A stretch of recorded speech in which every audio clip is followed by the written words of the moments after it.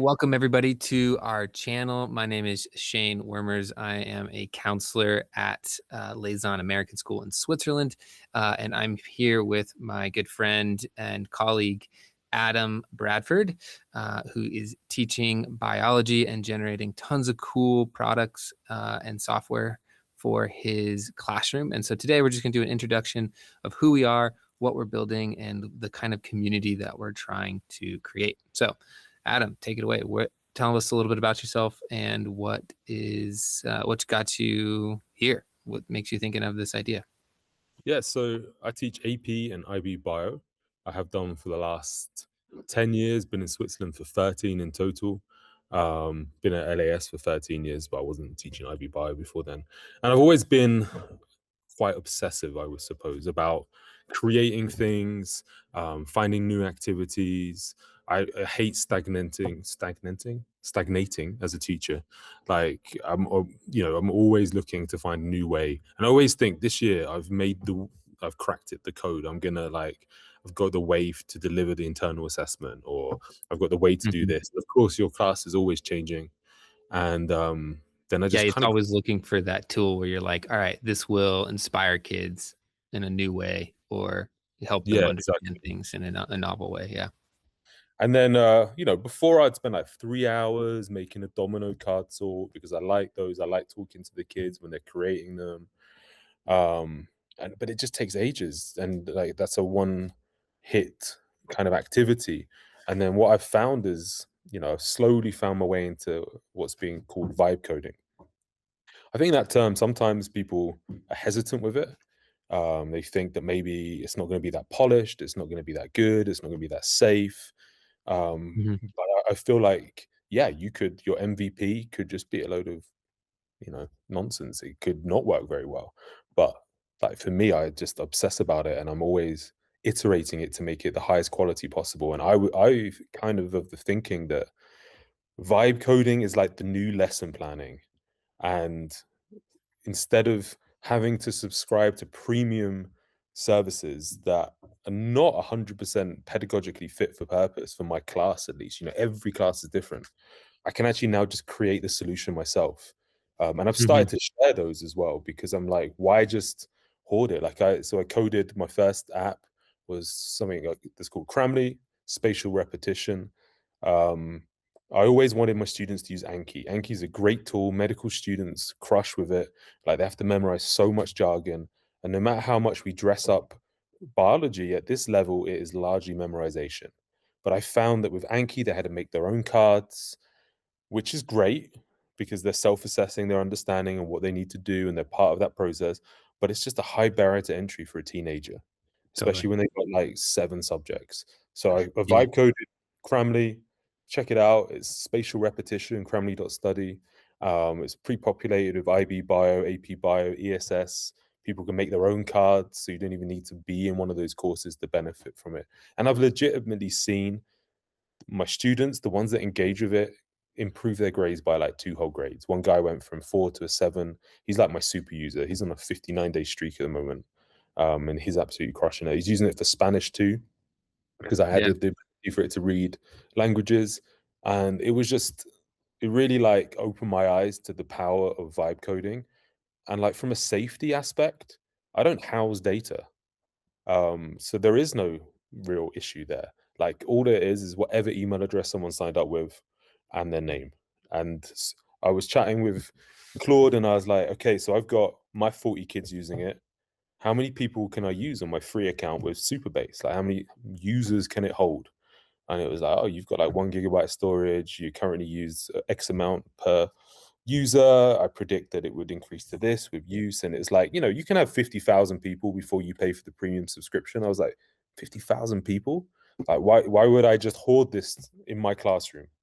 Mhm. Like, Yeah, if it's that accessible and you can make something that maybe took you a month or 2 to really polish and refine and distribute that to kind of any teacher who maybe doesn't feel as tech savvy, uh, that's a huge win without having to pay that monthly subscription of $20, $30 a month for something that's maybe half as good or not even created by teachers who are constantly evolving the curriculum and the content side of that too, right? So Yeah, um, exactly. I mean, I went with the Anki model. Anki is free open source software, and I don't know, it is the teacher in me is like, if I can help 1,000 or 50,000 kids like do better in their AP exam, do better in their IB exam, or whatever exam they choose to use Cramly for, then that's a really nice feeling.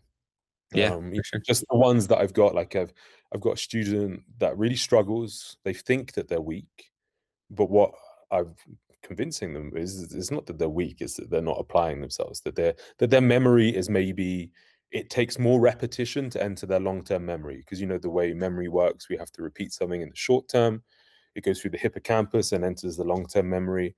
Maybe you're one of those annoying people, you see it once, that's it, job done. It's now locked in there forever. I had a mate like that at school, used to Yeah, annoy me.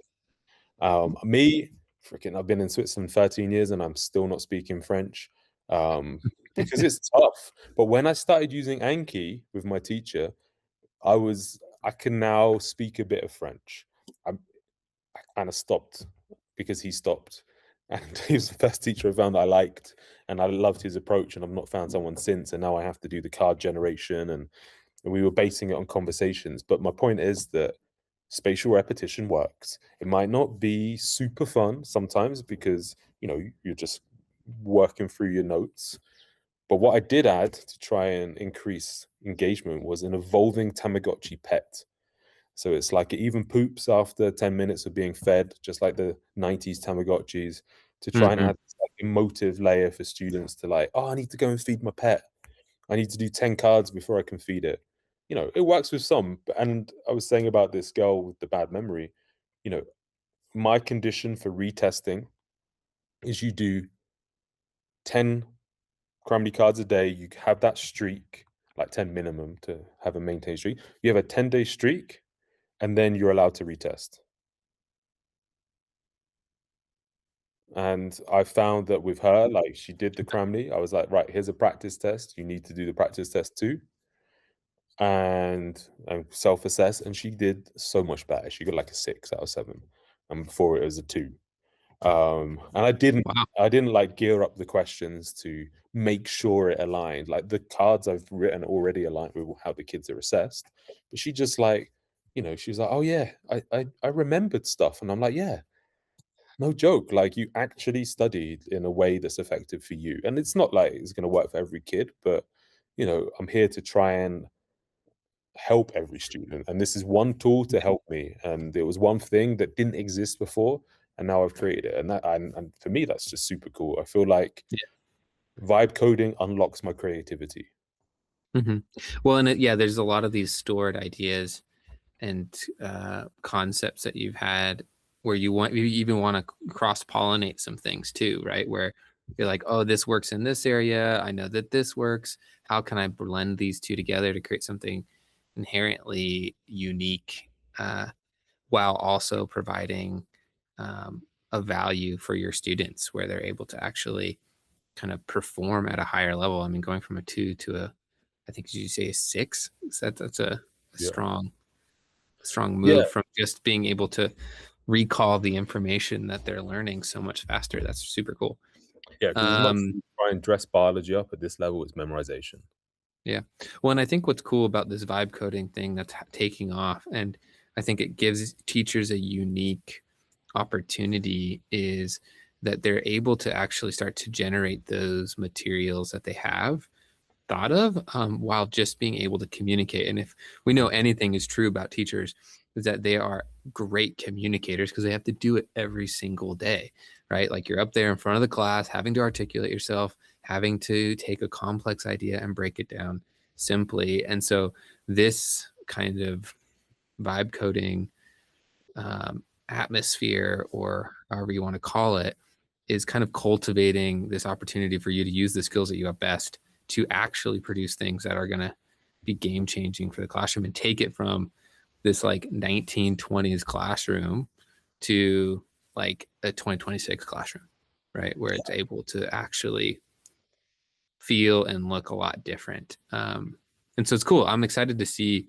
what other people out there are building, because I think, like, I know I'm limited to trying to solve those little problems that I see, but I know that everybody out there probably has problems that they're seeing that they want to try to solve for.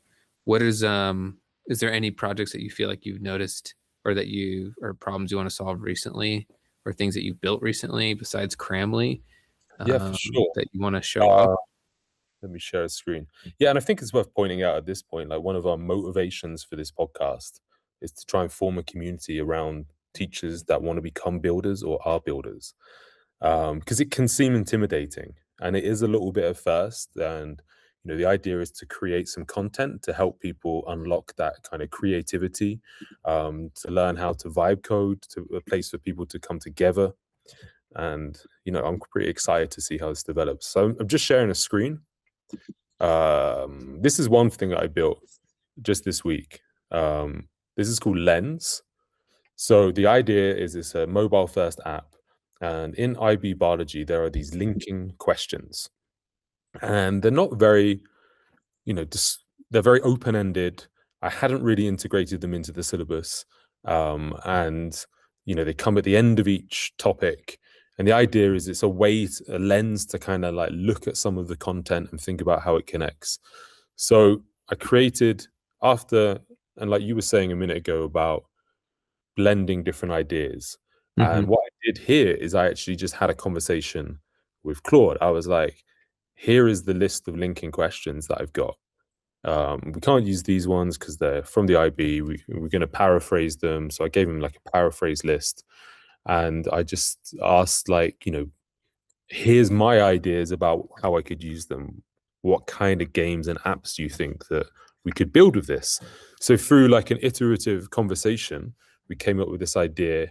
And I was like, I was like, I don't want it to look like Duolingo. I want it to look kind of cool, or something different, something sciencey. And we came up with this idea that of studying specimens.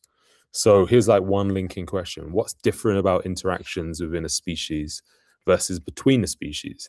And the idea is a student will look at each of these different specimens Mm-hmm. and then identify which one doesn't belong within that frame of the question, so the lens, as it were. Mm.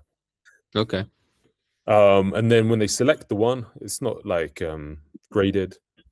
Here's the imposter, an enzyme binding to its substrate. And it gives them a bit more explanation, a molecule event, not an interaction between organisms. So these are lots of different aspects of the curriculum, and they can review them all under one lens at the Mm-hmm. same time. So I think it's quite nice. Yeah. It's just like it's one revision activity that teachers can do. And Yeah. then Well, and it sounds like it's something you could probably even do like in a classroom lesson. Like you could pull this up and be like, let's do an examination of a specimen, as like a icebreaker or an intro. Like you yeah, could just kind of run one of those. exactly. And there's even a timed little quiz where you can do as many as you can in 60 seconds. And I added a little animated click. I don't know if you can hear that. And Yeah, then yeah. you get feedback at the end. So they're just a bit of fun. See, and it's like locally stored information. So if they're doing it on their phone, they'll get a progress. They'll have their top 3 times on this. They can have a little overview, and it tells them which ones they've looked at, which ones they haven't looked at. Yeah, and Uh, when you say locally stored, you just mean that once they clear their browser cache and history, it will just eliminate their progress. yeah, exactly. I'm becoming like full dev these days with all the vibe coding I'm doing. What's nice is, like, I've spoke to mates that are developers. Some of them have mixed opinions on vibe coding. But I think it's also because it's kind of threatening. It's like threatening for people's jobs. It's threatening for big tech companies thinking, like, I can build my own iteration of something that is better tailored to my students, and I don't have to pay for it. Like, Yeah. hosting this doesn't cost me any money, which is great. So like, as an educator, I can just share this with people. And I know Mhm. that like it's helped their students review. And what was cool is that like I didn't just stop there with biology. And having like SL and HL. I thought, well, there's also linking questions in chemistry, and there's linking questions in physics. So I reviewed, oh, there we go. I reviewed the questions that they had. I chose the ones that were appropriate. I cross-referenced it with my colleagues that teach biology and chemistry, physics and chemistry. And then I created a whole bunch of specimens for them as well.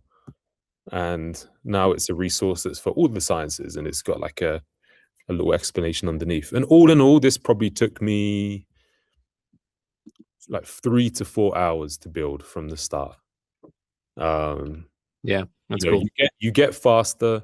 It's something I can now use every year. The linking questions are there in the syllabus for the next 5 years. So it's something I can pull up every year. And what I like about it, as opposed to like a traditional worksheet that I might have produced, is not just the interactive aspect of it, but it's easier for me to share with my colleagues. Yeah. Yeah, yeah.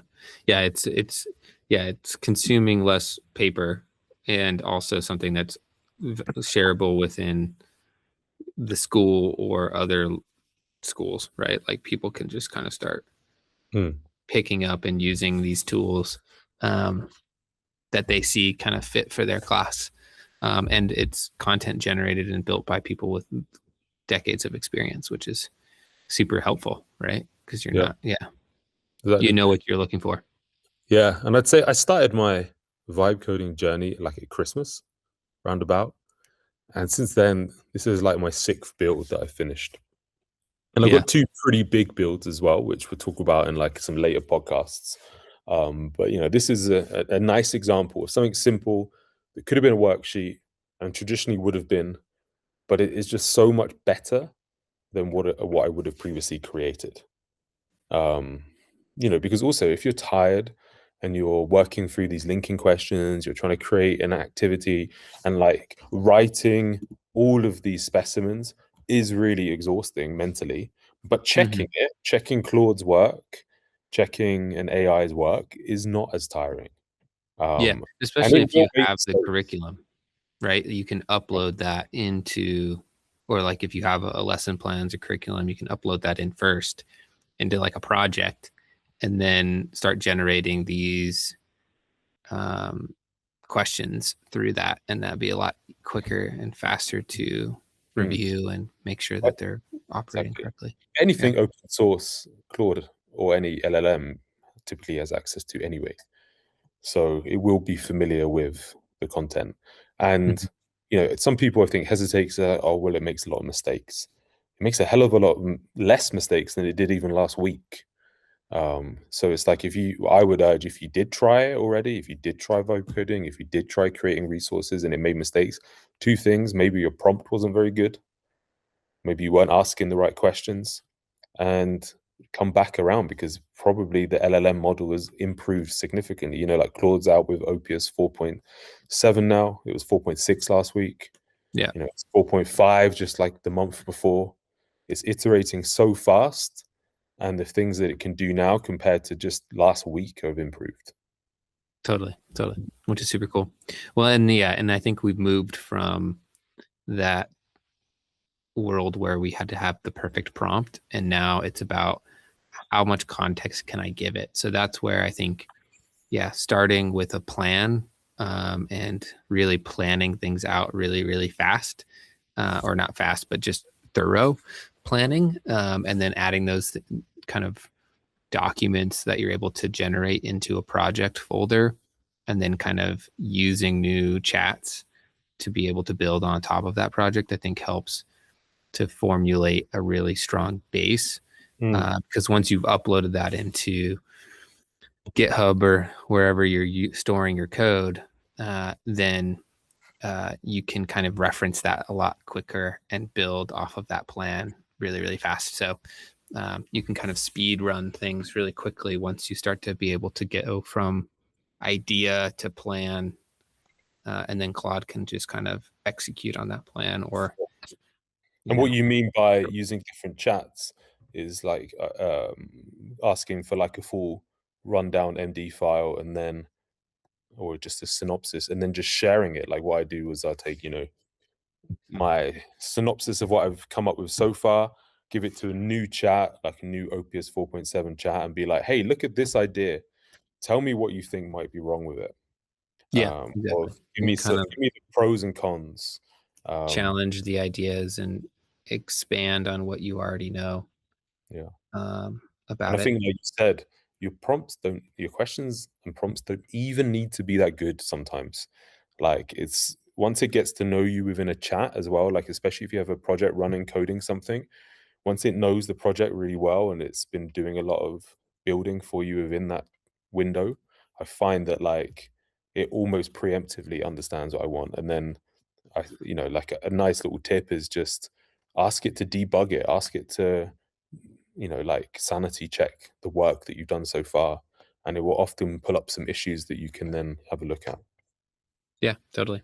Yeah, and these are all cool strategies and tools. I think we could probably break these down even into their own kind of conversations, right? Where we just kind of hone in on one of these specific things, Yeah.